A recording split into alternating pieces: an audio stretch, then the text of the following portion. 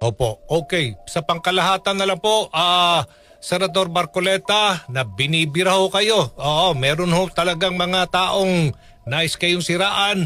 Mensahe na lang po sa pangkalahatan, Senator Marcoleta. Walang problema sa akin yon. Ang taong bayan matalino. Lahat ng ginagawa nilang yan ay panglihis sa katuwiran, panglihis kung saan ang direksyon dapat. Ang gusto nilang siraan, yung mga taong gustong makita kung saan papunta at kung sino may kagagawa nitong flood control na ito. Lahat ng paraan gusto nilang gawin para ilihis nila. Para sa ganun i-cover up nila yung mga taong kinatatakutan nila. Ang taong bayan, nahalata na silang lahat. Tingnan mo yung social media, halos putok na. Wala nang naniniwala sa pagdinig sa Blue Ribbon Committee.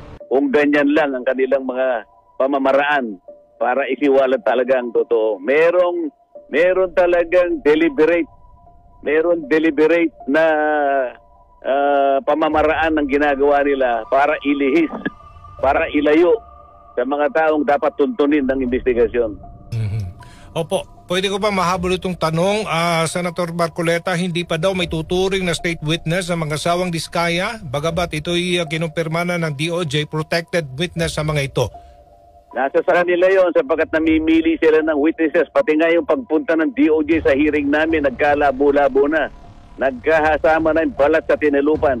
Hindi na tamang pagdinig yan. Saan ka nakakita na kapag nagdidinig kami, dinidinig namin ang mga witnesses, bigla na lamang po darating si Secretary Remulla, kukunin niya yung witness, pagkatapos ibabalik niya, meron na siyang ibang supplemental affidavit.